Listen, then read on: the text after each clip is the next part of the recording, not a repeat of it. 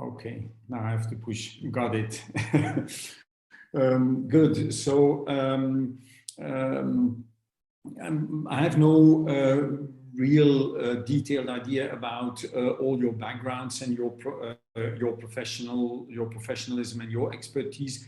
And it's also very difficult for me to see in the chat whether there are questions. But I'm sure that maybe the organizers can have now and then a look in the chat. But I would also like to invite you to intervene live, and please do interrupt me, and we can always have a discussion during this session. But specifically when things aren't fully clear, because I will often refer to research we've done in Flanders, and maybe some background information might be lacking when I present the data. So please do interrupt me when when things aren't fully clear, because that would be a pity otherwise. Okay, good. Let's see. What is the problem? Let's start by trying to deconstruct what the problem is. And of course, in education, I think there are many challenges, but I would like to address here to what I would like to call interconnected educational challenges.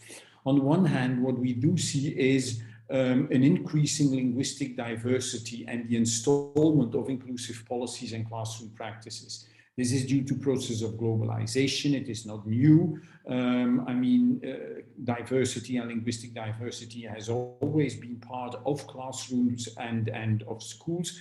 There is an increasing pressure also from UNESCO and other supranational institutions to go for more inclusive practices and inclusive policies. And of course, that puts schools and teachers with a lot of challenges. And I will here focus on what do we do with that increased linguistic diversity.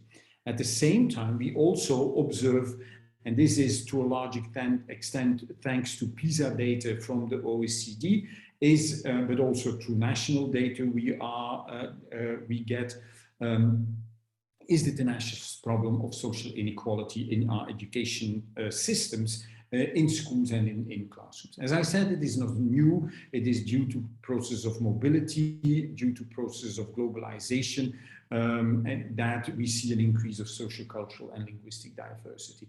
However, what we do see is that there is a renewed attention of policymakers in a socio-political context that has changed drastically over the last 2 decades.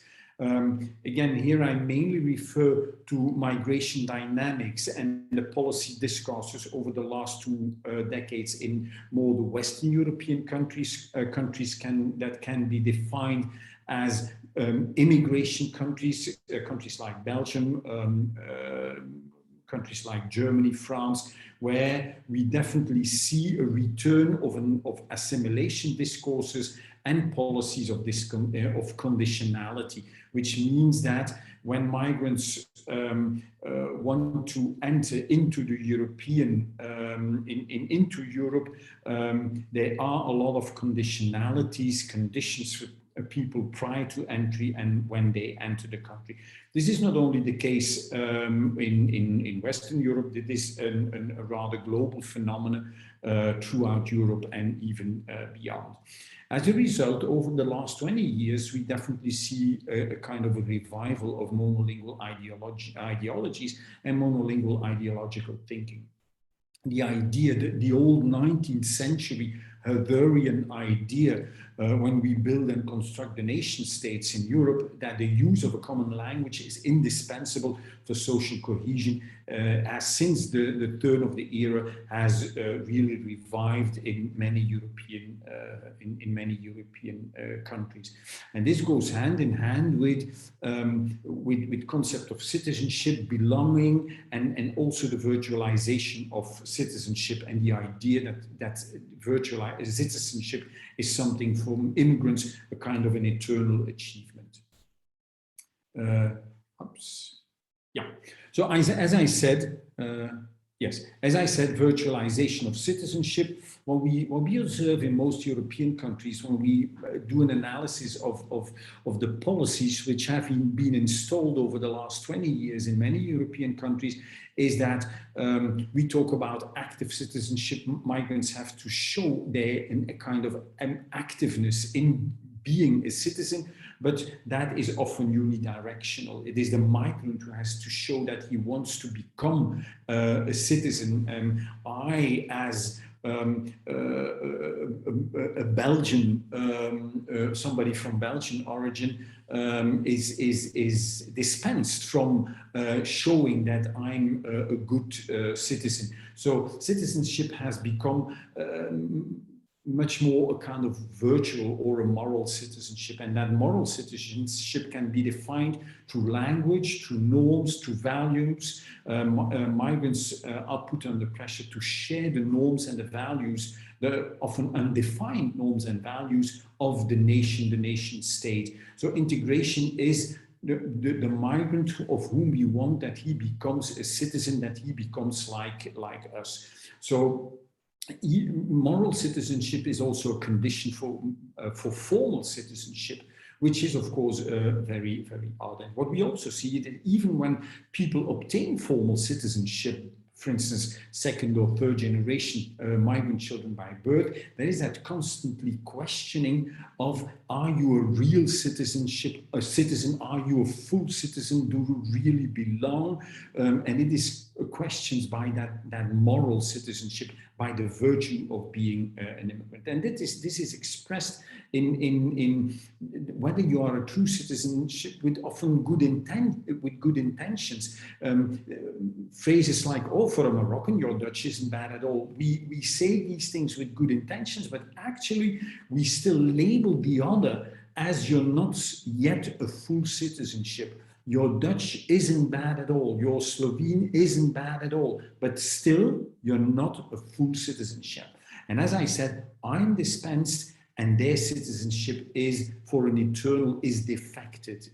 So this is also something which we need to take into account. And this often goes hand in hand, as I said, with that revival of monolingual ideology. And those who are a bit familiar know that these 5 key issues are central when we discuss or when we look at monolingual ideology dynamics. First of all, the use of a common language is indispensable for social cohesion. Again, you have to see this in relation to what I just said, that moral citizenship, language is key in that conditionality of showing that you are a good citizen, that you are willing to speak the language, and preferably without any grammatical mistakes, and if possible also with the correct pronunciation. Second, social cohesion can only be assured through the use of the standard variety of the dominant language. Dialects are definitely, when you speak a dialect of a dominant language, if these dialects are vivid, these are often not seen as a token of social cohesion by the nation state or the sub-nation state. Thirdly, knowledge of the dominant language is a condition for social participation. And I'll come back to that in a second, because this is from what we know from second language acquisition research is very odd, because we know when we talk about language learning, the knowledge, learning the language of the so-called host society, when it is a condition, it is in contradiction with what we know how language learning, second language learning processes takes place. But this is, again, a key element in monolingual ideology. Thinking that in order to be able to allow to participate in society, you need to be able to show it is a condition. Fourth, knowledge of the dominant language is indicative for the knowledge of the dominant culture. Again, that link with norms and values. And fifth, is that an insufficient or a limited knowledge of the dominant language is seen as an expression of insufficient loyalty, and as such a threat to the social cohesion of the nation state. So I give these things as, and we are all familiar with these theoretical concepts, but I give them as a background, and because it is within this context that we have to, look at these, what I call interconnected educational challenges.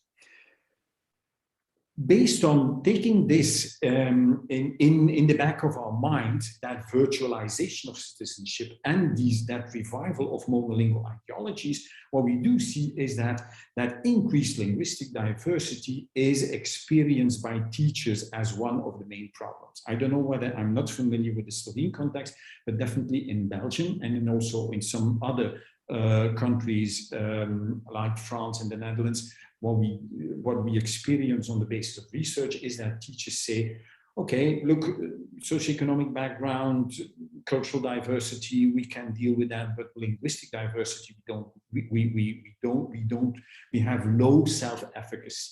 So teachers express very low feelings of competency on how to address the pupils' linguistic diversity.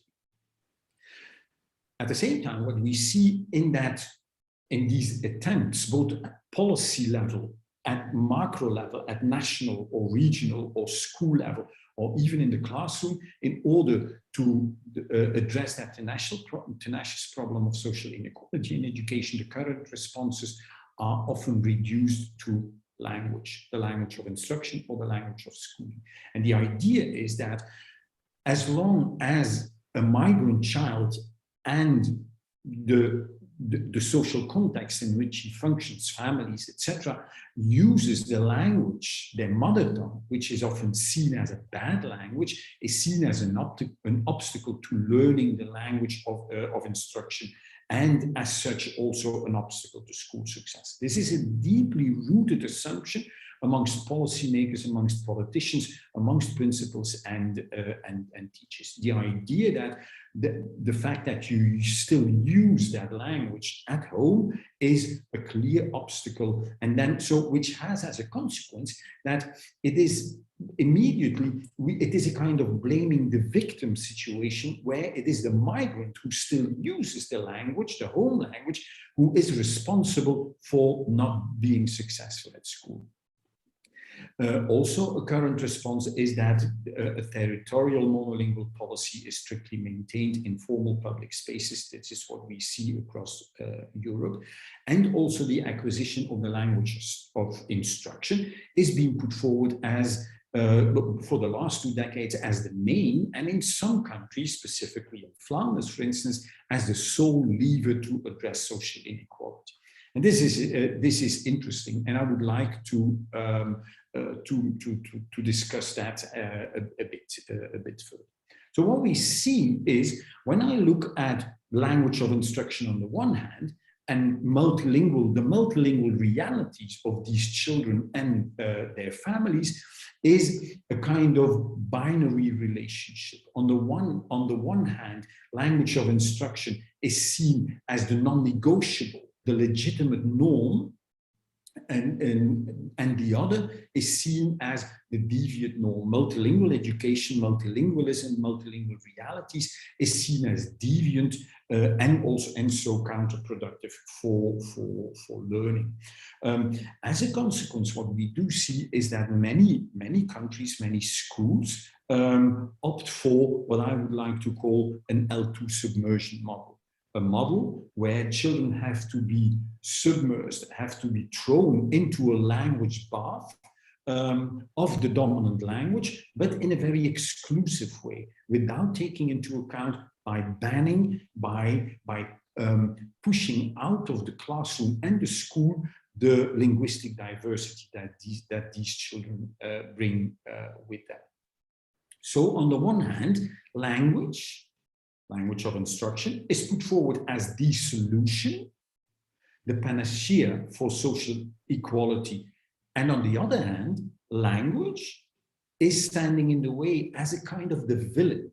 So language of instruction, the solution, languages multilingual, their multilingual backgrounds is standing in the way. Again, this is a very interesting contradiction, one could say. Now the question is the current response the fact that we ignore, that we push out the languages of these children as an asset for learning from our schools, that we do not recognize, that we do not exploit these languages, that we often, in many cases, and again, here I'm mainly speaking on the basis of research we've done in Flanders, where we interviewed parents, where we interviewed teachers, where we did observations, where we, for instance, saw that teachers give with good intentions the advice to parents, it would be better for you to speak Dutch with your child and not your mother tongue.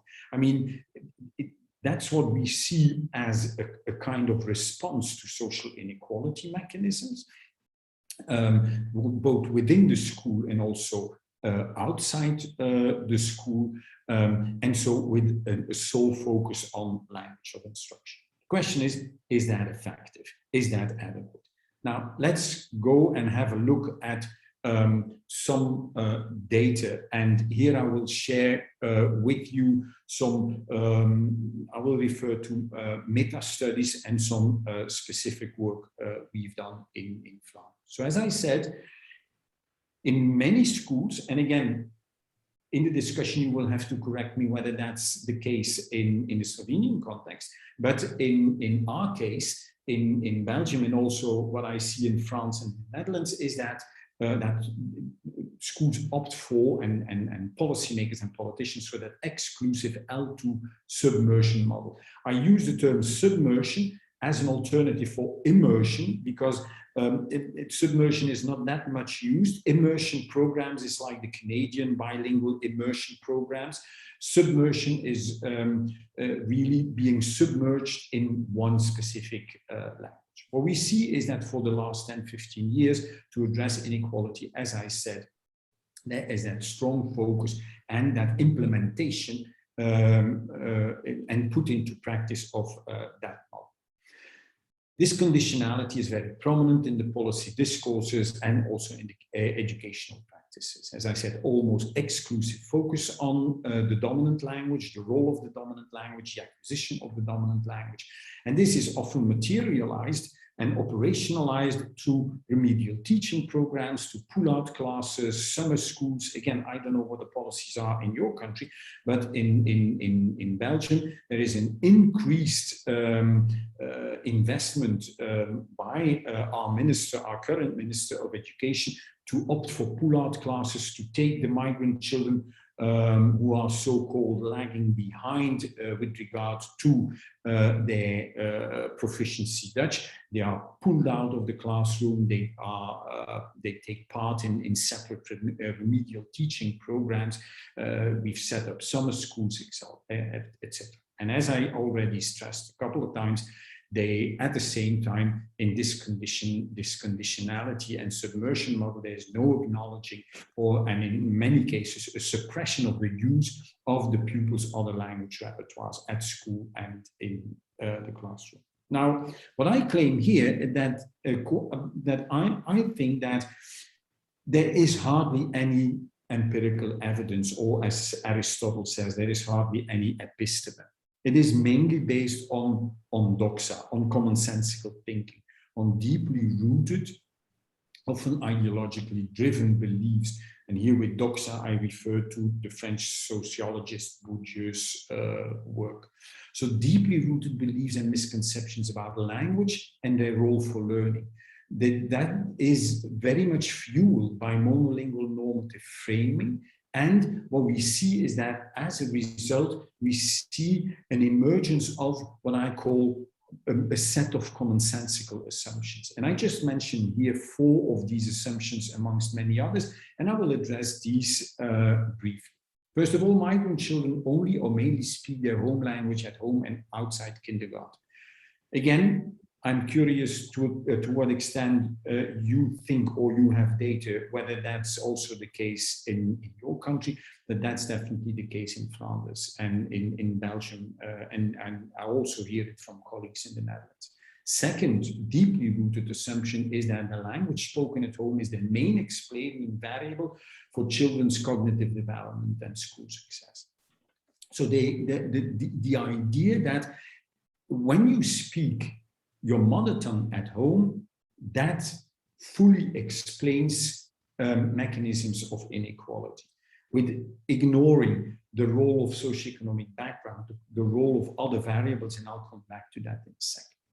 Third, the knowledge of the dominant language is the condition for success. Again, I already said, and we don't have time to dig into that in detail. That would be another talk about how does the language learning processes take place. The whole idea of second language acquisition, but the fact that it is a condition is very young, because the bottom line of what we know about second language acquisition is we learn a language by doing. We're learning the language of schooling while we are in the school, while participating in the school. So again, when I come back to pull-out classes, it's also another idea that we pull out the pupils from the classroom, while we know that it's actually in the mainstream classroom that the context is much more powerful to learn the language. Children and their and that's a fourth assumption I will address, children and their parents speaking another language. That dominant language should be submersed. So allowing children to use their home language in childcare centers or at school will have a negative impact on their L2 learning, on their learning of the dominant language, and hence their school success. Just to give you an idea of how deeply rooted these beliefs are, this is a set of assertions which we presented to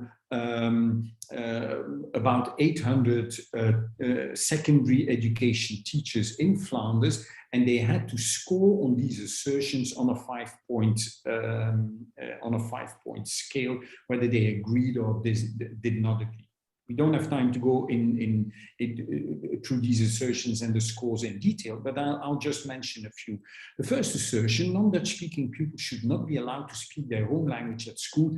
8 teachers on 10, so almost 80%, completely agreed with that assertion.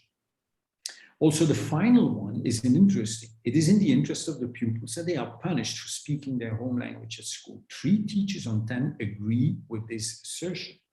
But also the third one is interesting.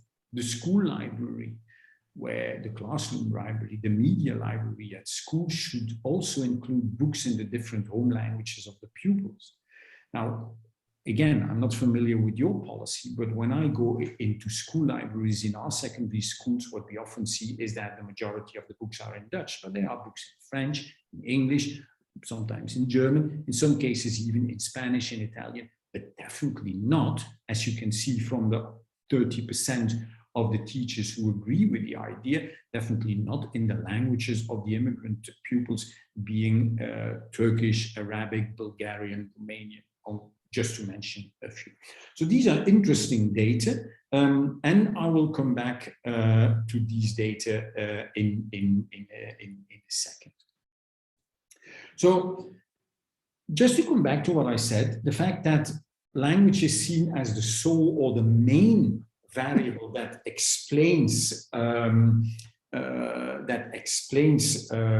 social inequality. When we look at the work of colleagues within educational sociology, but also colleagues from educational sciences, we know there is an enormous amount of very solid research that shows that there is a large body of systemic variables that explain the reproduction of inequality of education. As I said, it's already since the 60s, since Bourdieu's work on the reproduction of inequality, that we know how tenacious that problem is. And it is more than just language. We know that the socioeconomic background, where a child is born, what the background of a child is the main explaining variable. That's what we see in the PISA data. In many cases, between 30 and 50% of the explained variance, so what explains the variation, the differences in scores, is determined by your socioeconomic background. But it's also what we know from sociology research. What is the teachability culture? What is the culture in a school? Whether we have early or late tracking systems, these are also variables that strongly impact mechanisms of inequality. Schools with strong leadership, schools who create powerful learning environments, where they have high expectations, schools who do a lot of co-teaching, schools who invest in feedback, in alternative assessment procedures. It is well documented that these schools make a difference, that the inequalities are reduced. And of course, language is part of it. But when we compare what the major impact is to explain inequality, then the role of language is often a minor role. However, in the policy discourses and in the policies that have been put in place, there is that main emphasis on language. What I'd like to share here with you is that actually the burden of proof is very flimsy. What I mean is that there is little evidence for that L2 submersion model and for that extreme exclusive focus on the language of instruction. An interesting meta-study is done by Karsten et al. In 2006, who has been able to show that systematic pull-out classes are not that successful as many think. The idea of pulling out the migrant children and putting them in a homogeneous group in order to speed up their process of acquiring the language of instruction has no positive impact on that development. What they also saw was that each time there is a moment of what we call horizontal transition from the pull-out class into the mainstream class, and that often causes frictions. And there is also what they found, risks of stigmatization. Another interesting, more recent study is a study by Grothoff in the Netherlands. It's not a meta-study, but a very interesting PhD where she looked at young newcomers in preschool, so in kindergarten, age between the age of 3 and 5.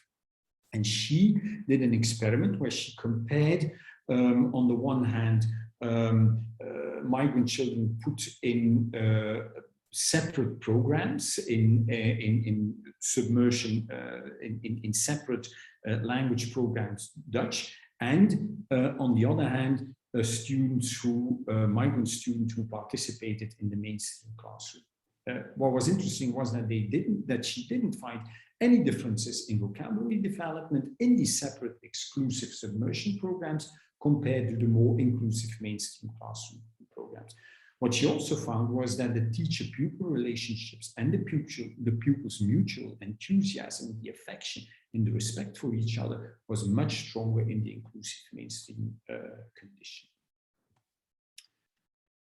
Another interesting meta-study is the study by Sanders, Goldenberg, and Marcelletti in 2013, who also found little evidence for pull-out classes and who found a lot of evidence for a mix of targeted language of instruction or languages of schooling lessons for short periods of the day, but preferably in inclusive mainstream classrooms. That can be organized via co-teaching, through language-sensitive teaching, which is a key topic in the Listiak project, also through high-quality interaction, and to the creation of powerful language classroom environments.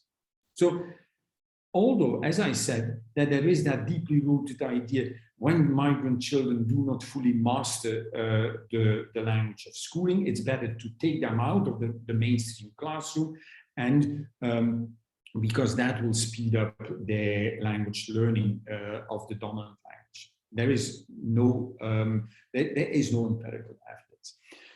Another interesting finding is what I call the monolingual paradox. What you see here, and I'll try to talk you through this graph. What you see here, the dots are teachers.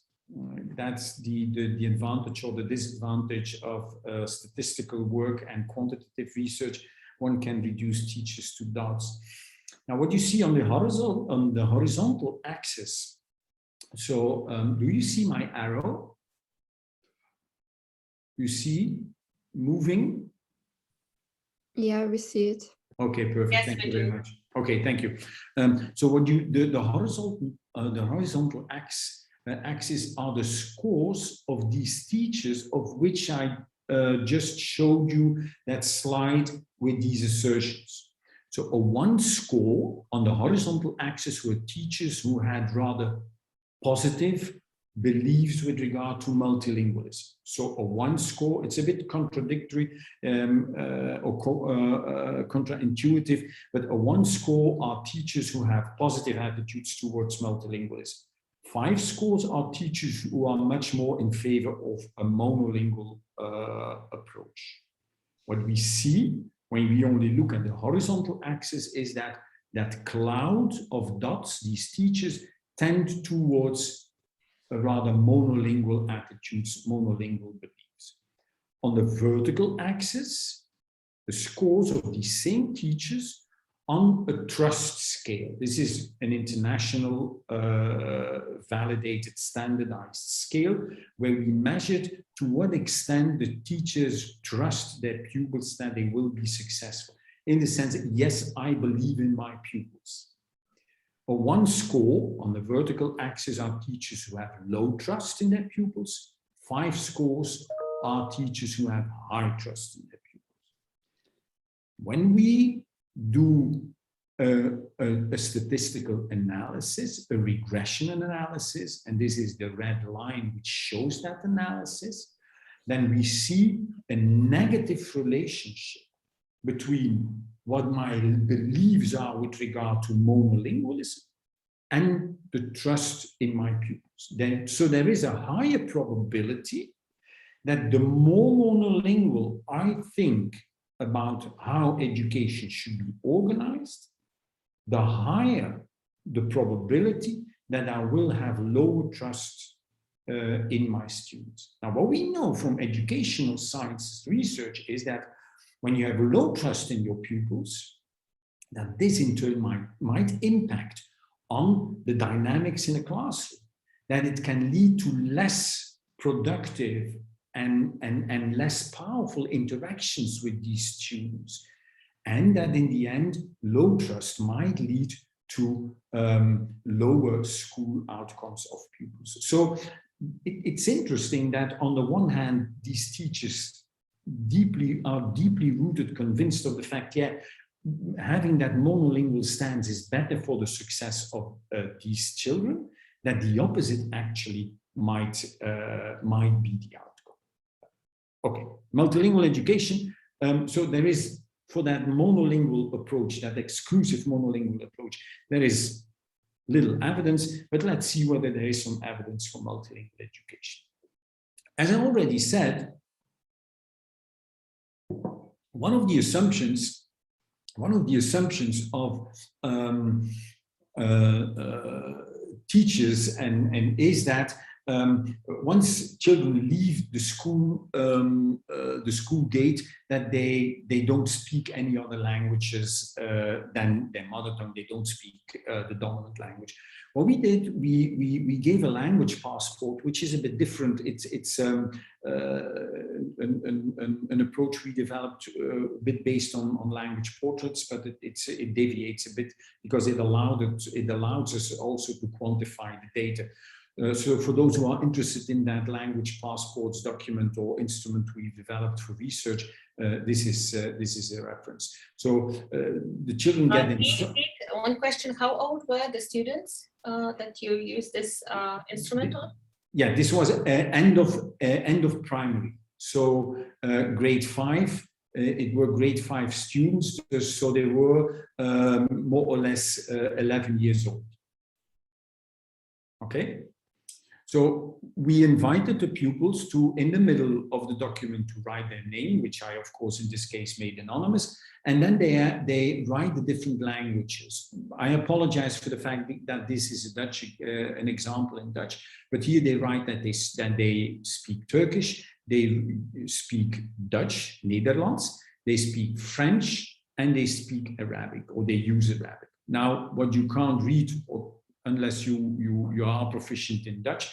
What is interesting to see when we ask them to write down, with whom do you speak Turkish? It's interesting, the yellow says, oh, I speak Turkish with my mother, I speak Turkish when I have problems, or when I have a specific question. What is interesting, when we look at the yellow, with in the corner of Dutch when I translate, or I speak Dutch with my mother when I talk about homework. Or even when I have to discuss specific problems which my father can't hear. So it's interesting to see that these children use their repertoire, their different languages for different purposes, for different reasons. Now, as I said, due to this approach, we've been able to quantify, and we've collected data of about, in this project, of about 100 pupils. And here we quantify them. And this is this slide shows specifically the amount of children that speak Dutch with their peers, with their siblings, with friends from outside school and inside school. So the larger the circle, the more pupils indicate that they speak Dutch with their mother. For instance, 6 is an interesting one. The majority of the pupils say that they also speak Dutch with friends out of school. And that contradicts what the deeply rooted belief of teachers is. Yeah, once they leave the school gate, they don't speak any Dutch anymore. So they use the spaces where these children function, where they communicate, where they interact, are extremely complex and dynamic, and they play with their multilingual repertoires in these different spaces, much more than teachers often think.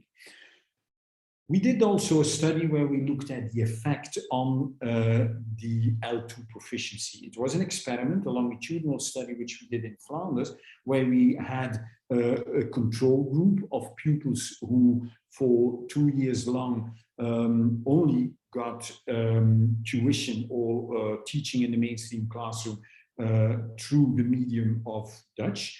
In the A condition, the experimental group, the teachers were trained and were supported during 2 years in order to allow the children to use their mother tongues in the classroom. What we see is, when we did a test at the end of the experiment, and when we looked at their reading comprehension Dutch, so the dominant language, the language of instruction, we didn't find any difference in the mean scores between the experimental condition and the control condition. So the children, so exploiting the multilingual repertoires in the classroom had no negative effect on the reading comprehension of the dominant language. Again, that contradicts what teachers think.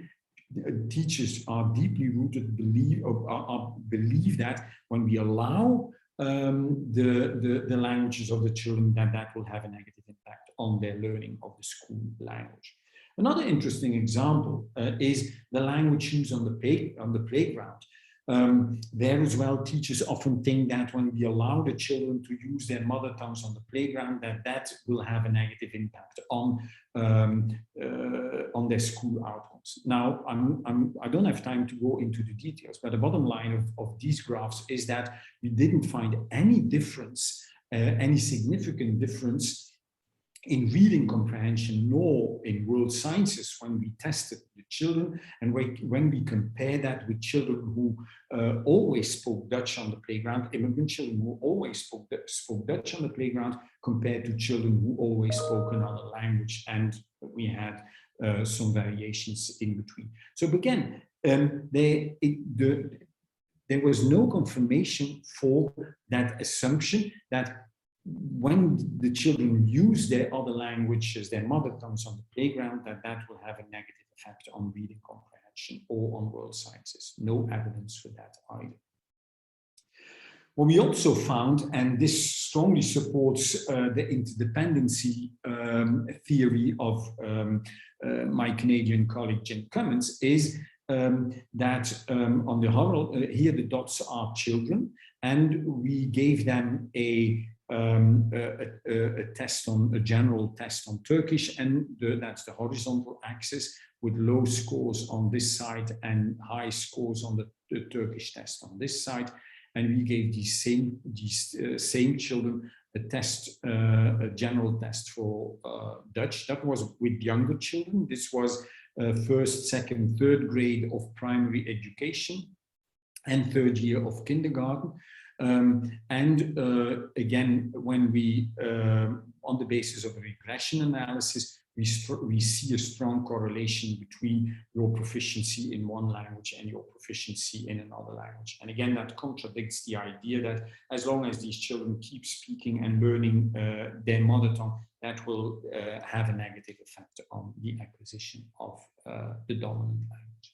But probably the most powerful finding, because it's really longitudinal, it's over 12 grades, is the work of Thomas and Collier in the United States. Again, I'm not going to read you through this graph in detail, but it is interesting to look at the outcomes of these two circles. What you see is that the red line is the evolution of English second language learners, immigrant children, their proficiency, their reading levels starting from grade 1 up to grade 11.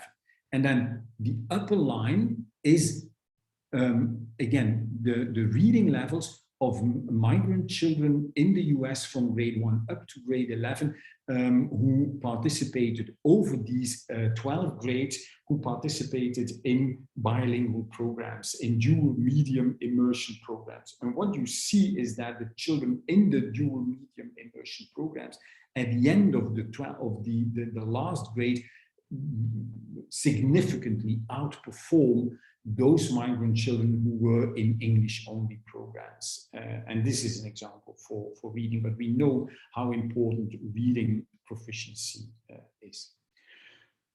Non-cognitive evidence could be found in studies we did, but also in international studies, where we see, for instance, that when you do experiments with exploiting the multilingual repertoires, it has a positive impact on pupil self-confidence compared to others. But we also found, and again, this is what we found in our studies, but also in international studies, is the impact on teachers. As I said, there are these deeply rooted monolingual beliefs.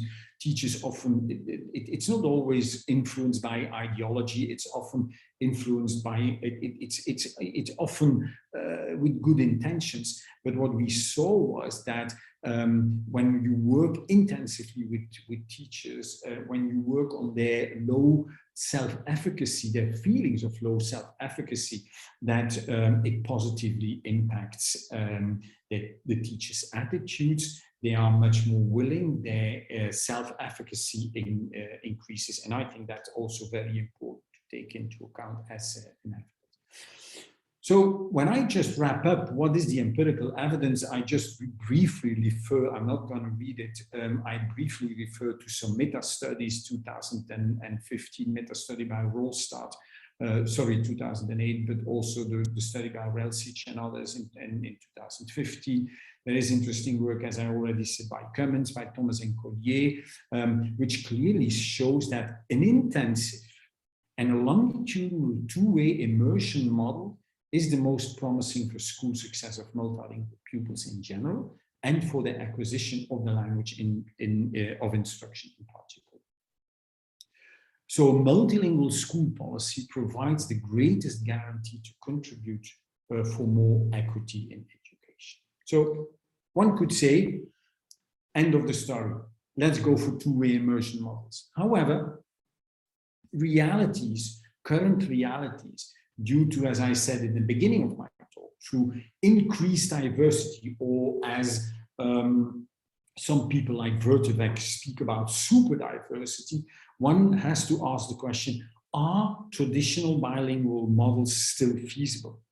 Can we still implement these rather traditional bilingual models? So my question here is multilingualism a sufficient answer to inequities in education?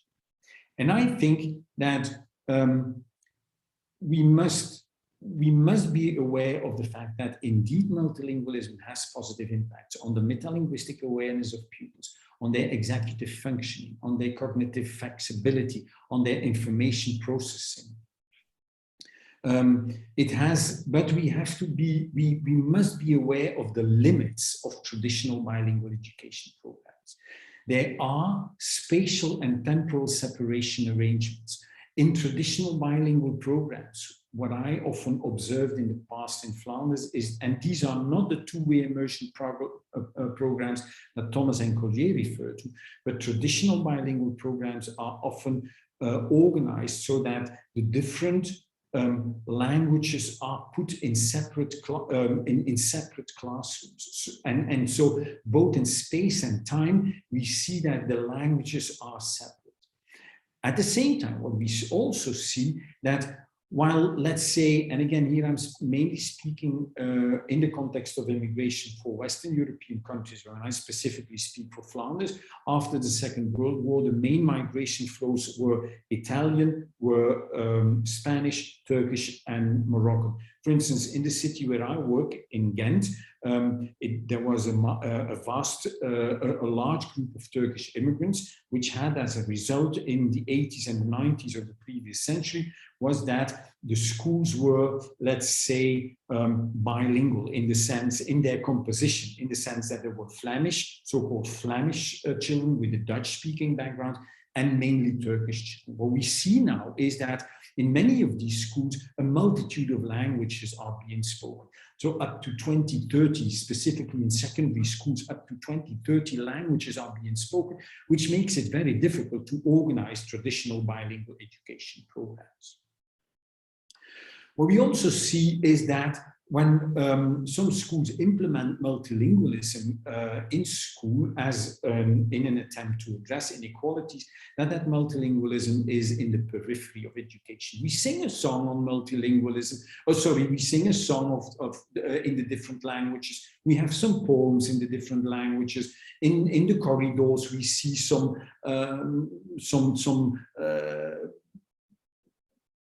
things that have been translated. And of course, these things are important and it is a starting point, but sometimes in many schools, multilingualism is reduced to that. And I tend to call that a kind of kumbaya multilingualism. But what my main concern is in the promotion of multilingualism, specifically in the European discourses, is that without taking into account mechanisms of reproducing social inequality, there is a danger that multilingualism and multilingual education will become an elitist instrument, which might increase in inequity. And when I look at some CLIL programs, I often see that CLIL programs are reserved for status languages and not for the languages of the migrant children. And then multilingualism in education promoted as an asset is actually an instrument which might increase inequity. At the same time, what we also see is a kind of double standard with regard to multilingualism. On the one hand, multilingualism is very much promoted as an asset. The EU, Barcelona 2002, M+2, also the more current policies. And at the same time, multilingualism of the immigrants as a handicap, as a disadvantage, as a deficit. I mean, many teachers saying, yeah, these children, they come in my school with no language. I mean, a complete ignorance of the fact that what these children bring.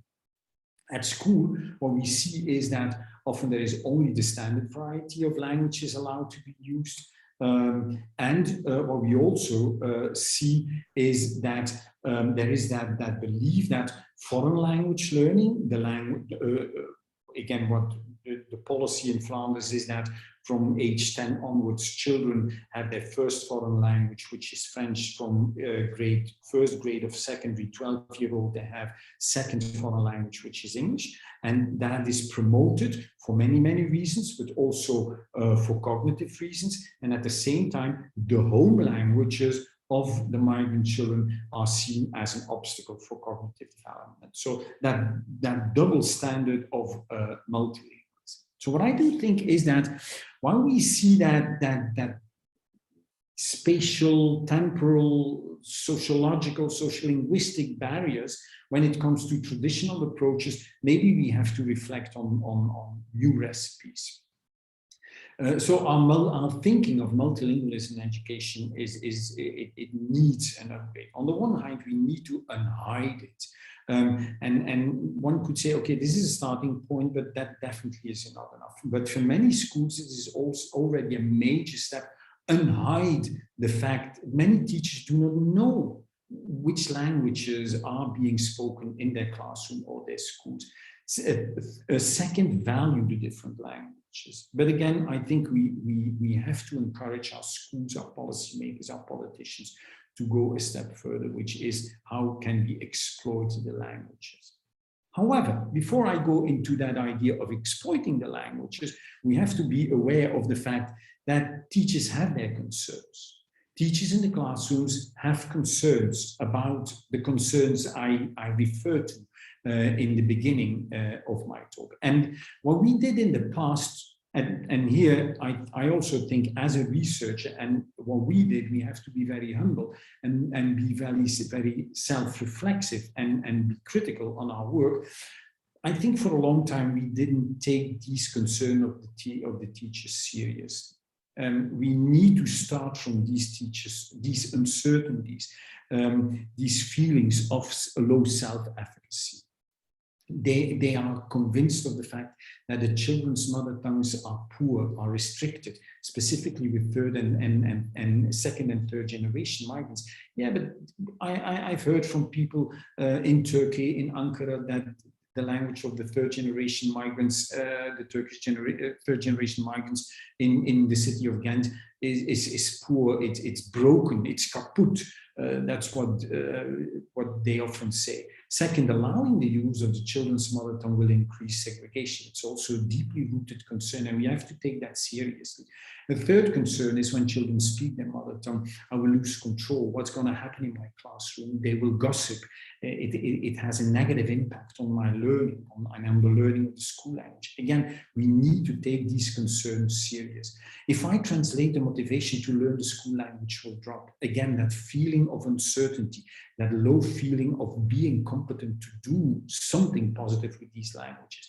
There's already so little time to learn the school language. Every second counts. So again, that's a concern we have to take into account and serious.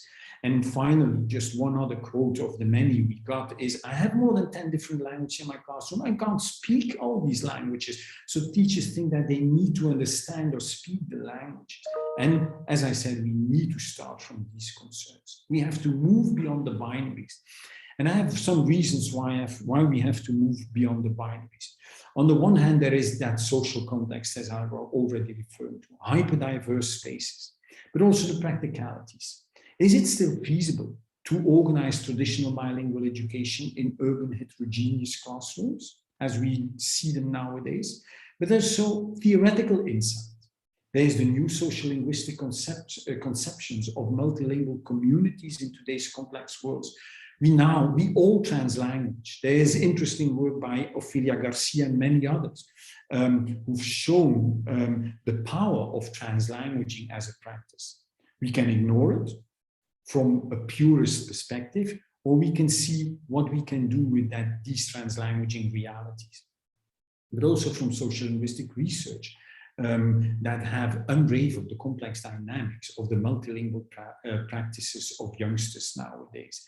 They communicate, they construct, and they share knowledge by using their full linguistic repertoire. The idea that languages are separate units, compartmentalized ideas, and that languages need to be kept separate is no longer supported by current research. And there is also that danger of traditional bilingual programs which might lead to a kind of elitist multilingualism. And thirdly, we have to, or finally, we have to move beyond the binaries because of the counterproductive and highly ideological binary discussion in society at large and in education. So as I said, there is often a discussion, amongst principals, amongst policymakers, amongst teachers, amongst researchers on the one hand, practitioners on the other hand, a binary discussion where language of schooling is being put forward as the solution, and on the other hand, traditional bilingual programs. And I think that's a very counterproductive approach, and we have to move beyond the binaries towards a new approach. One possible amongst many, which I would like to share with you, is what we call functional multilingual learning. It is the idea of, and I already used that word, exploiting. It is the extremely simple idea. It's not rocket science of exploiting the repertoires of these children, which you have as a teacher in your classroom, as a kind of didactical capital for learning. It is the functional use of home languages in an often L2 dominant learning environment. It is the simple idea of two Turkish or Polish children, or whatever their nationality or languages, who sit in your classroom, and you are a maths teacher, and you see in the eyes of one pupil that he doesn't fully understand what you're trying to explain, and that you proactively say to the other pupil who speaks the same language, I know that you're good in maths, you may explain it, you can explain it, and you can use whatever repertoire you want. And there are these concerns here. When they explain it in Turkish, I won't understand. Will they explain it correctly? I might lose control. And then it is important that you support and provide a kind of confidence to the teachers. And that's why training is so important, so that you can say to the teachers, yes, but see it as something positive that you don't understand. Because when they have been talking about the maths activity for 1 minute, then afterwards you can invite them to paraphrase that in the language of schooling. In the sense, okay, guys, tell me what you've been talking about. Can you explain it? And then in their attempt to translate what they've been talking about in Turkish or in whatever language into the dominant language, then there is that transition of knowledge from one language to the other. You can intervene, you can correct their reflection on maths, you can correct with regard to language, etc. So it's very simple.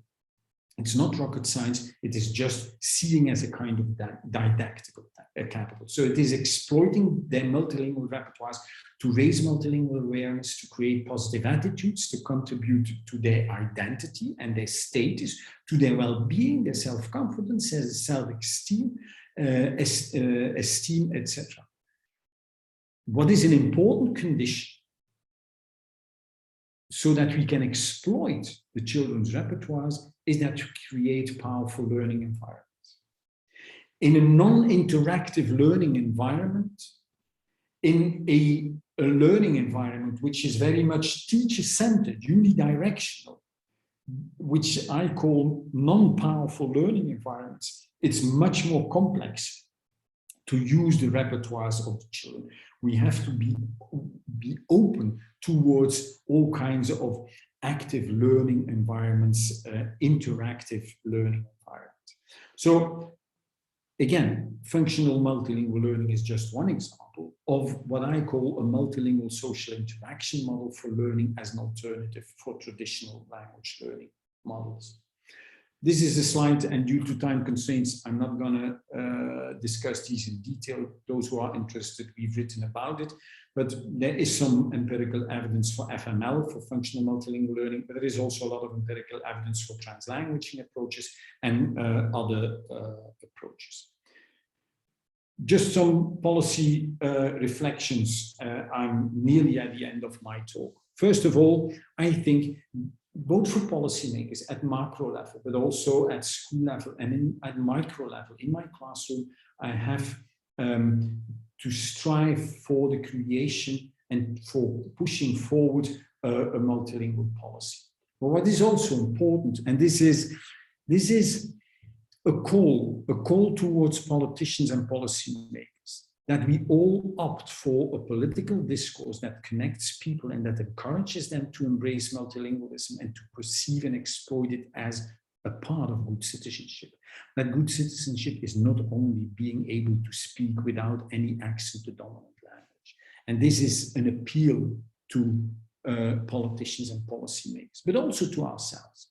Thirdly, a third reflection is we need to invest in a multilingual school-wide policy that is developed and supported by the whole school team. I often see in Flanders good intentions of small groups of teachers in a school. But if not the whole school team supported by the principal, if not the whole school team is involved and convinced, it is doomed to fail. Fourth, the importance, I already addressed that, of the creation of powerful learning environments. Value, respect, represent, and make the language diversity visible, the Kumbaya multilingualism. Assure that all languages are acknowledged, allowed, and encouraged to be used in the social spaces in the school. But as I said, find ways to exploit the children's their multilingual repertoires, both for learning, but also for assessment. And this is more than for learning, even a longer way to go. And what we often tend to forget, in our collaboration, in our co-creation with teachers and with principals, we need to reinforce the dispositions, the beliefs, the professional vision, the self-efficacy, and the situation-specific skills of teacher teams to exploit multilingualism in the classroom. If we don't work with teachers, if we don't see teachers as owners of these processes, again, we are doomed to fail. Conclude. Educational success and equity can't be realized through an exclusive L2 submersion model. It is a continuous, complex process. I haven't said, often people think after such a talk that I'm against a strong focus on the acquisition of the language of schooling. The contrary is true.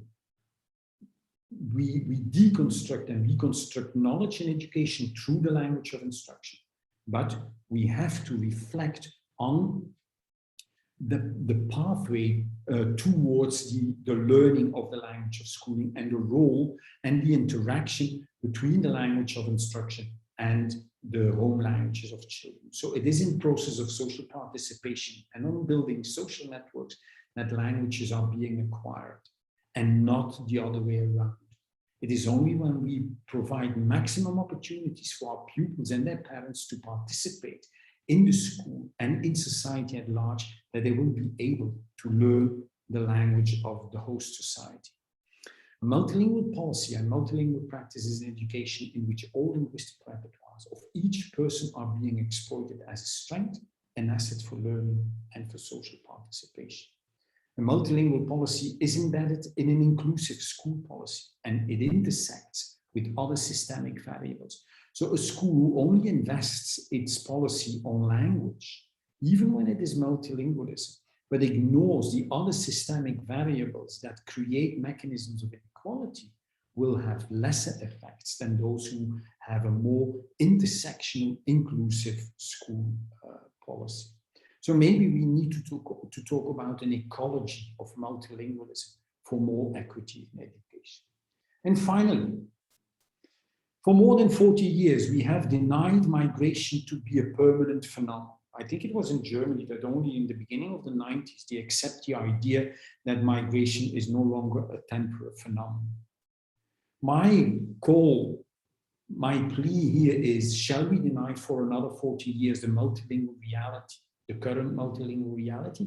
And do we want to maintain the simple and insufficient recipes of monolingual school policies and practices based on ideologies of a national identity and on virtual citizenship? So this is a kind but firm invitation to all of us, to the politicians, the policymakers, to the principals, to us as researchers, to act against what I call this form of social hypochondria. Thank you very much. And now it's time for discussion, questions, and critical reflections. And if it's fine with you, I stop the share here.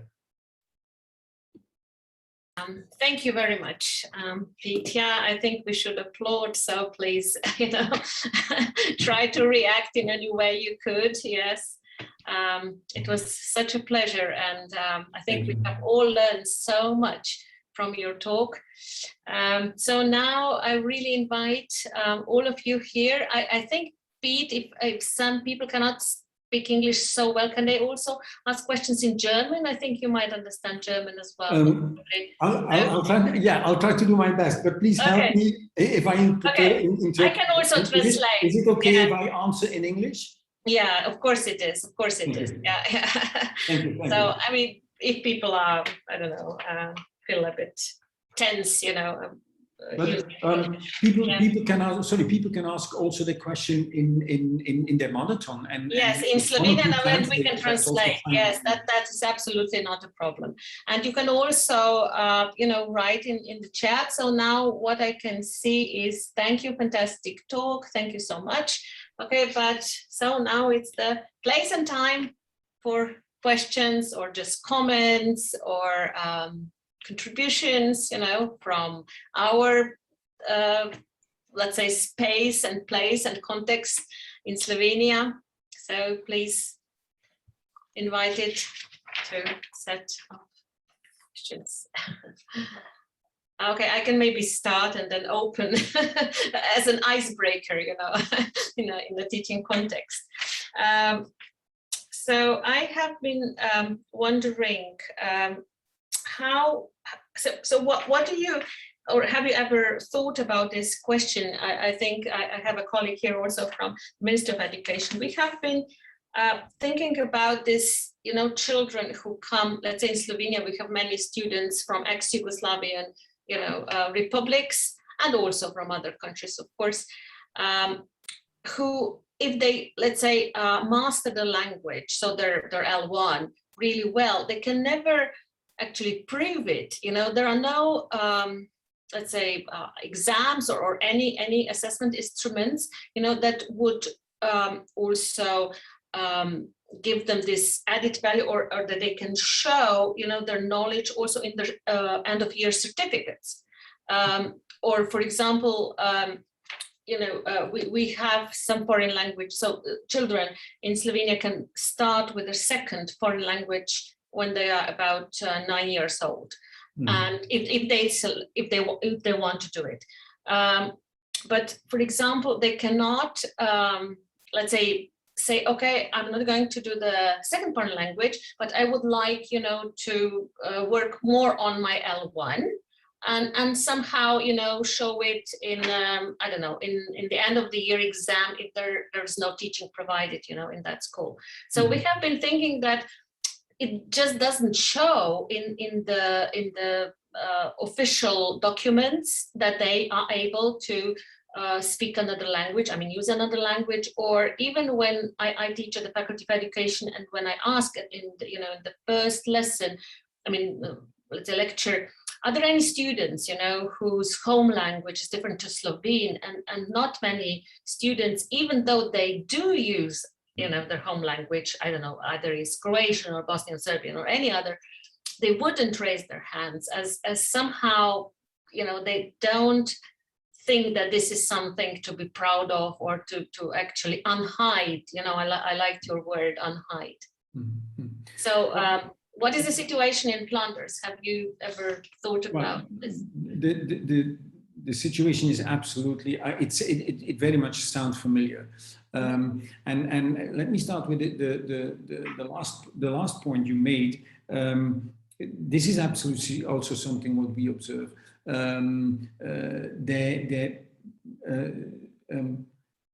Once they come into higher education, I wouldn't say brainwashed, but I mean, I mean, again, referring to Bourdieu, they have internalized the idea. They have interiorized the idea that, yeah, my mother tongue has no value. It has no value at all. So, and what we also see when we ask questions, I mean, you know, Fauve de Bakker, my colleague who did a PhD on multilingual assessment, she did interesting interviews with pupils, and specifically with the younger pupils in primary, but also in secondary, because of these, because all day long they hear these stories. Yeah, but don't speak your language on the playgrounds. Children, I don't know whether that's the case in Slovenia, but yes, it is. Yes, we have examples of schools where children are being punished for speaking another language. terrible punishments. I mean, there's one example of where one of my researchers interviews an 11-year-old boy who is from Turkish descent, and where she asks, do you speak Turkish? Are you allowed? No, you're not allowed. Do you do it? Yeah, now and then when the teacher doesn't hear it. What happens when the teacher hears you speaking Turkish? Then you're being punished. So what do you have to do for punishment? You have to write an essay or something? No, then in most cases we have to write 100 times that we have been impolite. So the idea, but I mean, the punishment as such is not a problem, but the long-term effect that they internalize that idea. And then when we ask them the question, okay, what language do you speak? They don't come up with these languages. And I mean, luckily, due to current global dynamics, also due to the discourses about decoloniality and often some misinterpretations here in Europe with regard to decoloniality discussions in Africa, but yet that impacts what I see younger students from immigrant backgrounds when they come in higher education, well, who stand up, who start to say, yeah, but my language counts, my culture counts. So this is a very positive thing.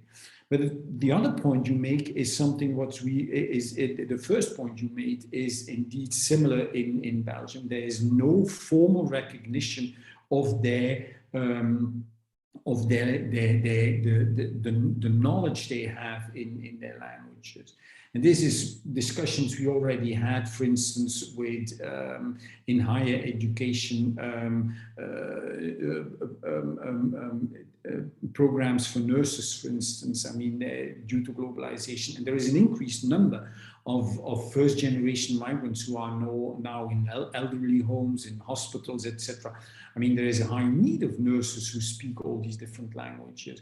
Many migrant students start these studies, no formal recognition of these languages, no accreditations or whatsoever. And again, these are political choices.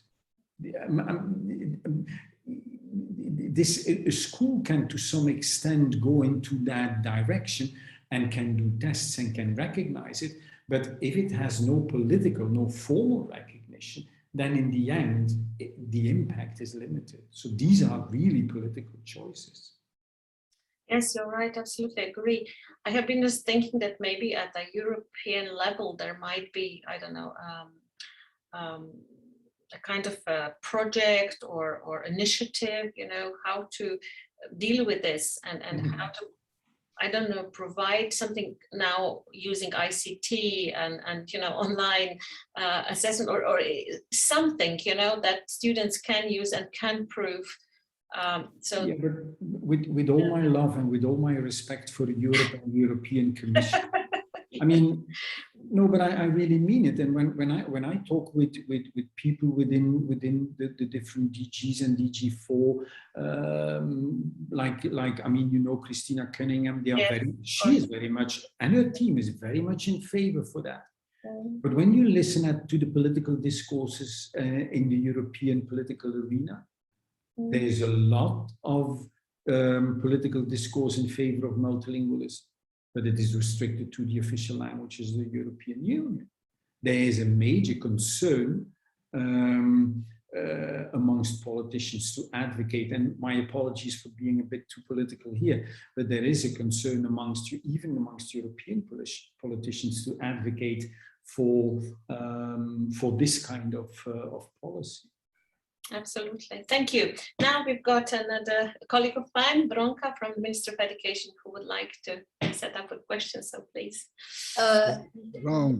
Yeah, hello. Thank you very much for this inspiring talk. I would just wanted to say that, yes, now you were talking about situation on European level, and yes, the recognition of migrant languages are in fact part of the recommendations of the Council of European Commission.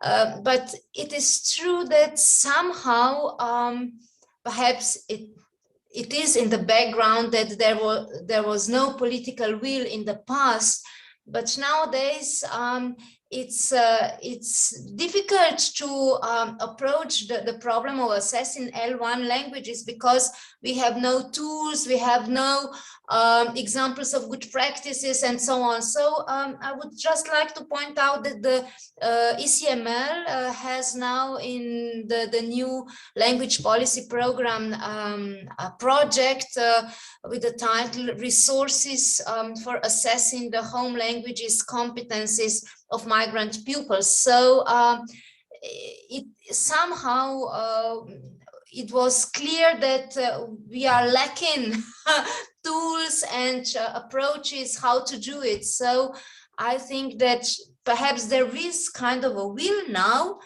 but we need instruments, so that the instruments are now, I hope, are developing, but of course it will take time to implement them. Yeah. No, I agree, Bronca, and maybe my previous intervention was a bit too critical, but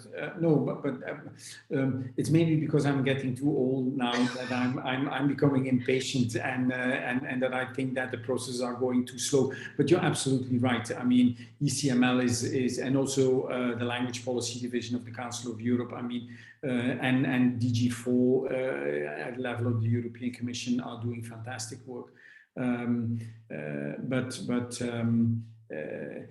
My main concern are the not the new arrival migrants, but specifically third and second and third generation migrant groups, because as I said in my talk, what you often see is that their proficiency is not seen as full proficiency, but still their repertoire has an enormous societal and interactional relevance. And when they would participate in the tests, in the L1 tests, probably their proficiency, their scores would be very low. But then we have to be very careful on how we interpret that. So that's why I say yes, L1, L2, but also let's look at the dynamics of how what the role of these languages can be in classroom, and how also when we talk about multilingual in assessment, how these languages, although their proficiency is not full proficient in their L1, how still their proficiency can be exploited in assessing their maths, in assessing whatever, not in assessing the dominant language, but in assessing other subjects. So there is also, there are interesting evolutions, but there's also still a long way to go. The idea of exploiting the multilingual repertoires in other subject assessments. Thank you very much. Yeah. Tom also had a question or a comment. There is a comment in the chat. It says, my mother tongue, so that's by Angela Podržaj-Miklic. She says, my mother tongue has no value. Perhaps we are not teaching to love our roots, our history, who we are and where we come from. We need a second Anton Martinslonge, this is one person from Slovenia, to make people love our language. I was born in Argentina, lived there 50 years, and now moved with my family to Slovenia. My 3 boys speak domestic Slovenian and love it. They have done their first year at university. Your exposition was awesome. Thanks. Muchas gracias. No, but I fully agree with what you say, Angela, and this is something which is important. We need to address and to that, and in our working with teachers, as I said, we have to try to convince them, but also help them in experiencing not just at the cognitive level, but what it means, the fact that language is an identity marker, that it is part of your identity, even sometimes at a symbolic level. Just one anecdote, my PhD ages ago was on Italian migrants, and I did interviews on language, and I worked on language shift and language loss processes, and so I did a lot of interviews also with first and second and third generation Italian migrants in Belgium. One of the questions I asked with third generation Italian migrants is, do you still love your language? And they said, oh yes, and I had long exposés about how they love their language. And what was interesting, the majority of these third generation Italians, they didn't speak a word of Italian. Even a language, even when you don't speak it, you still love it. It is part of your identity, even at the symbolic level. And this is also something which we have, of which we have to be aware, and with which we have to share with others and with teachers and with principals, and also with politicians and policymakers. Thank you for that, Angela. Thank you very much. Was it Tom? Would you like to now ask a question, please? Yes, please do it. Hi, You can hear me now. I'd just like to start by thanking the speaker. My knowledge of Flemish used to be better than it is now, so all I will say is dank u wel, meneer van Avermaet, if I've got your name right. I have an enormous amount of things to say, but I have to leave very quickly, so I'll try to say a couple of things fast. The first thing is, everything you say about immigrant groups, immigrant children in schools, is also true about minority areas of the world, particularly of Europe, which I know, and in even more particularly about the minority that I happen to know, because ever since the late 1970s, I've been working with a Slovenian minority in Austria, and I know a number of teachers of first and second and third grade students. And I know that everything you said about immigrants is true about minorities. And I've been to a number of minority language conferences, and it's all the same subject, in fact. I'd just like to say that the farmer's wife that I stay with in this village in Austria is also teaches in the primary school, and I've talked to her about her teaching, and she says in the first grade, in the first whatever you call it, the first form, I don't know, the prvi razred in Slovenian, they use the native dialect to start with and gradually shift into standard Slovenian. And then after that, they shift also into German.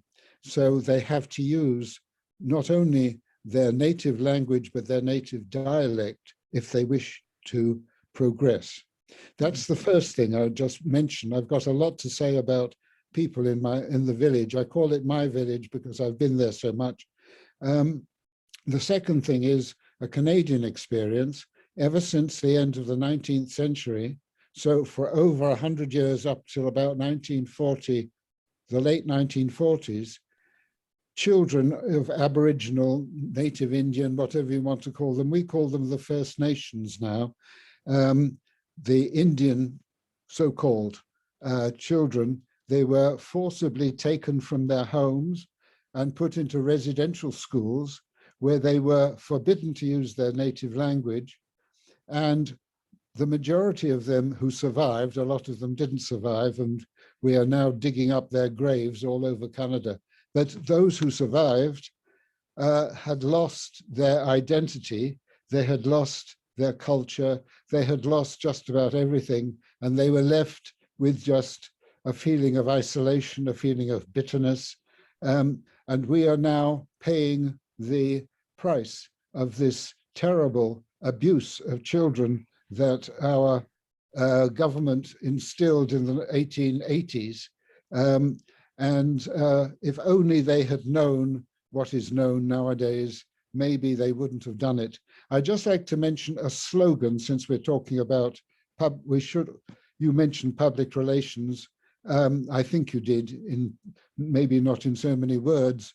The problem arose in in California in the 1980s, 90s, when a large number of immigrant children from Mexico and Central America were going to school and failing because at home their parents were trying to talk to them in English.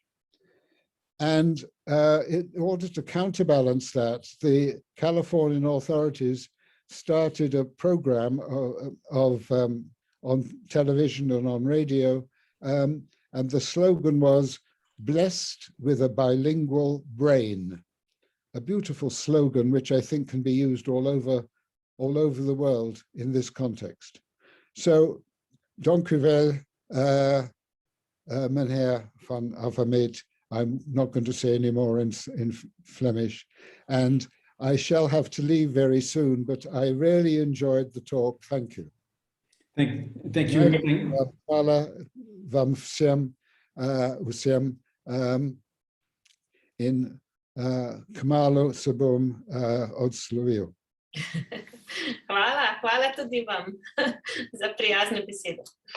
Thank you very much. This is absolutely extremely valuable. The things you added, and I can't agree more. And just to add something on what you said about California in the 80s, what was interesting, they had a lot of bilingual programs in that time. Now, at a certain point, the Californian government decided to have a referendum on bilingual education, and they voted against, and it's known as the Bilingual Act. And they afterwards did analysis, and what they found was that it were mainly the Spanish-speaking community who voted against the Bilingual Act. And that's interesting because, and that's what we see here in Europe as well. Also, many migrant parents have internalized the idea that actually multilingualism is bad for their children's success. This is what we often see in intergenerational studies. But what I very much like to echo is what the first point you made, that the dynamics I refer to and the challenges with regard to immigrant languages are absolutely similar to minority languages. I would even go a step further in the sense that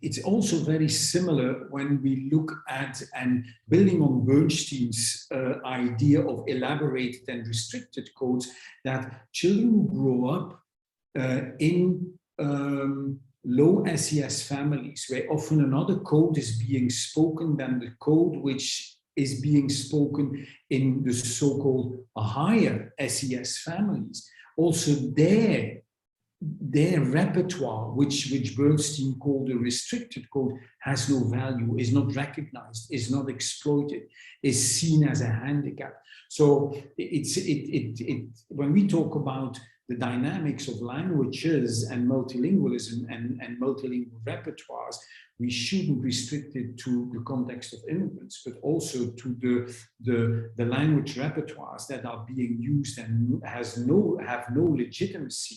The language repertoires of the so-called Flemish-born pupils who didn't master the standard language from birth, but who grew up in dialects. So this is very much in agreement with what you said. So yeah, thank you very much for that.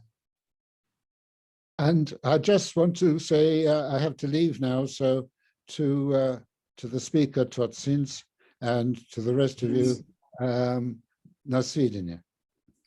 Yeah, na svidenje. Lahko noč. Okay, so thank you very much. We appreciate, in Slovenia, we are very happy, I think, and we feel honored if, foreigners try to use Slovenian and actually use it, yeah. So thanks to Tom. Alma Žero from, I know the lady, she's my PhD student. She comes from Sarajevo, so hello, Alma. Hello, Alma. Yeah, she added that more information on what Tom has been talking about can be found on this page. So she's posting a page there, yeah. I also have a question. I don't know. Yes, absolutely, Alma, please. Do we have time? Yeah, I hope so. That it is not too tired. I'll be short, I promise. Okay. Thank you very much. Thank you so much for this wonderful talk. It's really thought-provoking and an extremely important topic. I'm in Bosnia and Herzegovina and work at the University of Sarajevo. And my question is related to the 2013 BETU project that you mentioned, where you've done a study on teachers' attitudes, I believe, on non-Dutch speaking students and the use of their home language in school.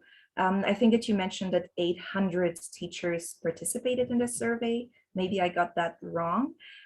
So my question is, did all of the teachers work with non-Dutch students? So did they all have experience teaching students whose home language is different from the language of instruction? Because I find the results very interesting, a bit discouraging, but I believe that we would have very similar results here in Bosnia. So I'm just curious as to whether and how personal teaching experience plays a role in these beliefs and attitudes. As we all know, it's an extremely important variable. So did that study include that variable as well, or are there any other studies on that? So thank you once again very much. First of all, thank you very much. The 800 teachers, you're absolutely right. It was a representative sample and statistically powerful enough. But the representative sample of teachers in Flanders across our secondary education system. So there were teachers who were teaching in schools with low compositions of migrant children, average composition, and high percentages of migrant children. We had teachers who mainly taught in gymnasium type schools, in technical schools, because we have a tracking system, and in vocational schools, we had a mix of male, female teachers. What was interesting was that we hardly found any differences. Hardly any differences whether a teacher was teaching in a general track or whether a teacher was teaching in a vocational or in a technical track. We saw a minor significant difference for gender, with less negative attitudes amongst the female teachers compared to the male teachers. We didn't find any significant effects with regard to experience. So teachers who had long-standing teaching experience compared to novice teachers, no significant difference. The main significant difference we found was with regard to composition. Wow, interesting. What was the most interesting was that the schools with high percentages of migrant children, there we saw rather positive attitudes. Same for teachers in schools with very low percentages of migrant children. The strongest monolingual attitudes were found in we found in the schools where the composition was between 40 and 60%. So where there was the largest mix of Dutch-speaking children and migrant children. That's where we found the most negative beliefs. Our hypothesis is that in the two other compositionals, in the two other types of schools, there is that idea. I mean, when there is a low percentage, we think that teachers have, I mean, it's easier to have a positive attitude. You're not really confronted with the reality. In the schools with a high composition, with high percentages, they've accepted the reality.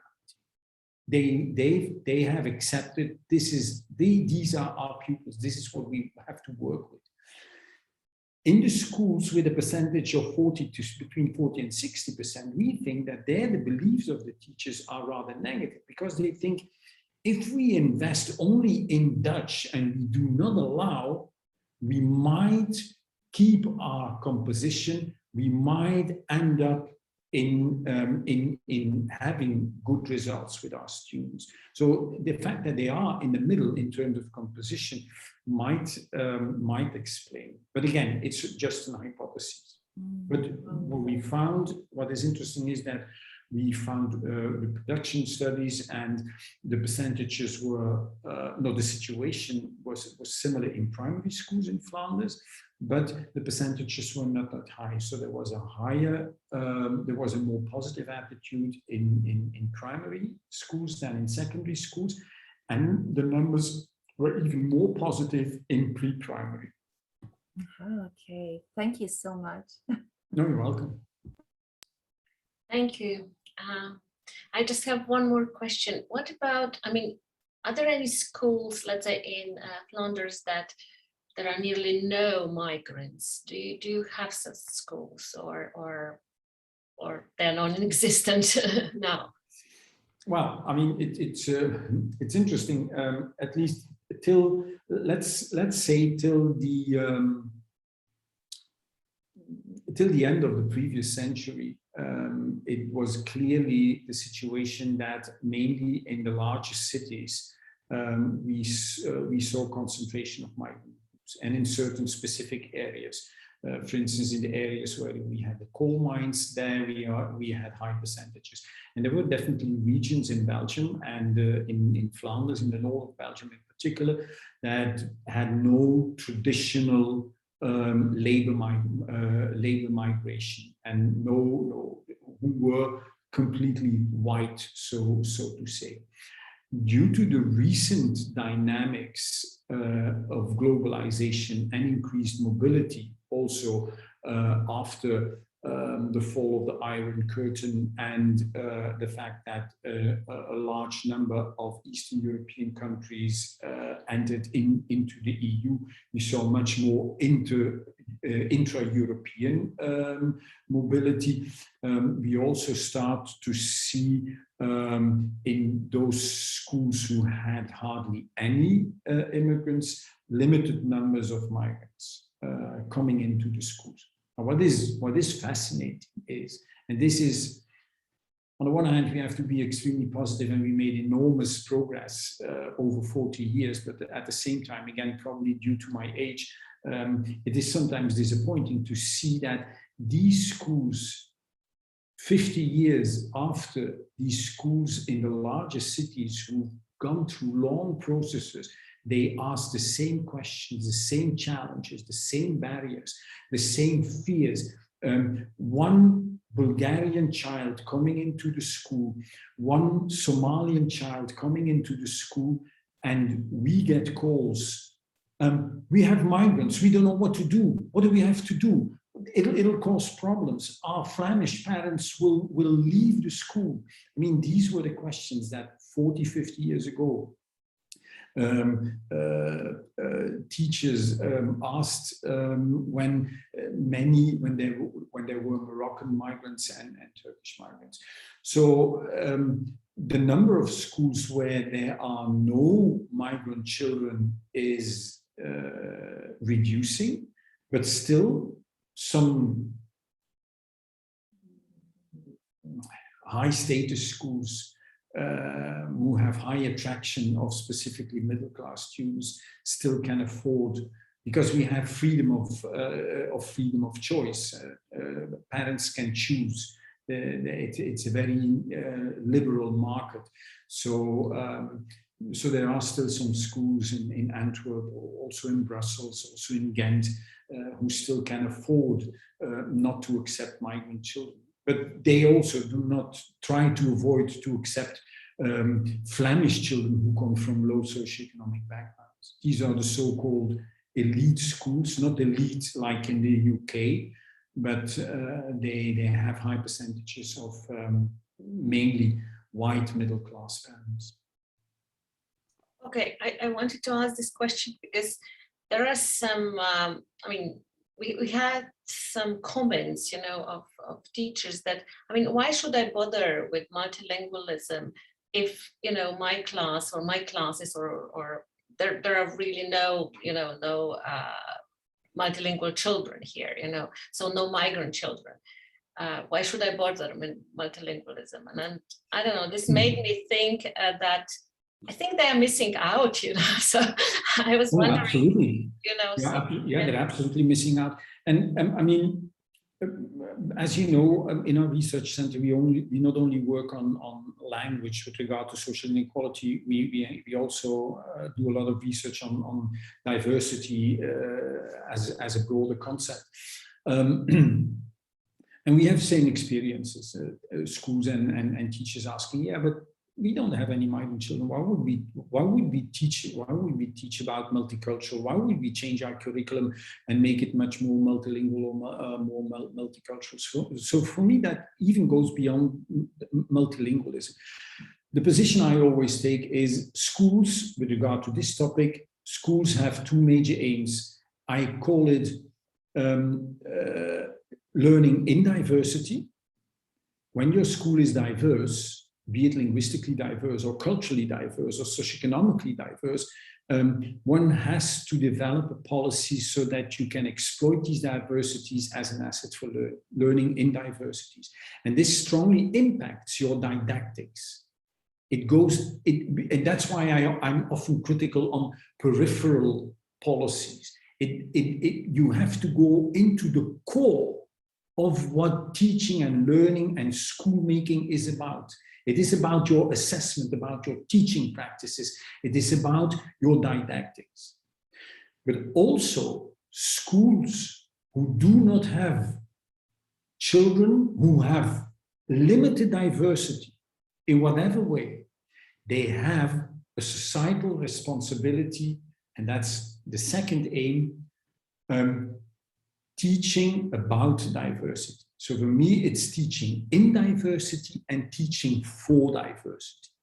We have as a school, whatever the composition is, we have the responsibility to assure that our students, once they leave our school, that they are capable of dealing with diversity, be it linguistic or whatever.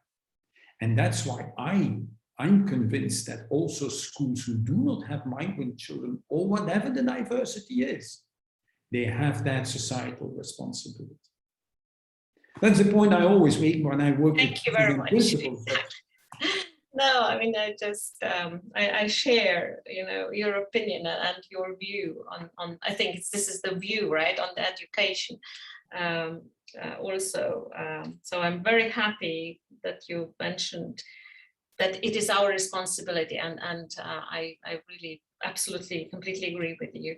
So to challenge the students and to prepare them for the, you know, for the real life, and also to cross the borders, and also for, I think, the peace in the world, you know, for the tolerance. I think that with the linguistic diversity, you know, we may also talk about tolerance and how to live together. So multiculturalism, what you mentioned.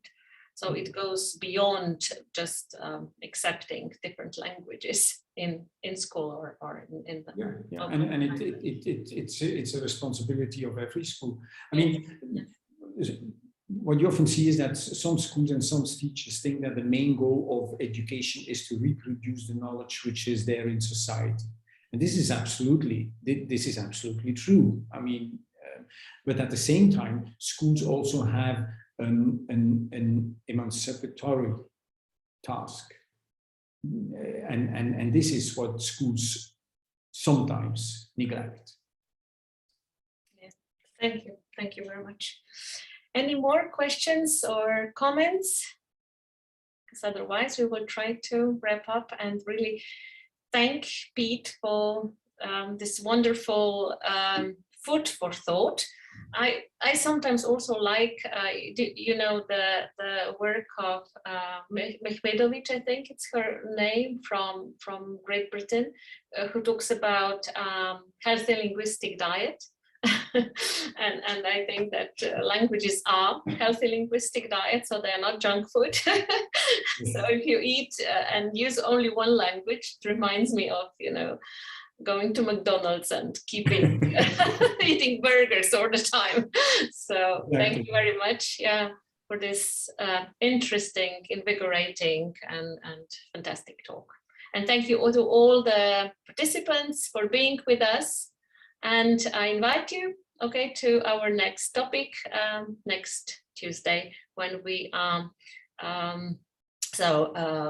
welcoming a person from Norway, from a Norwegian Institute of Education. So thank you very much, Piet, and I wish you all the best, lots of health, and stay away from COVID-19.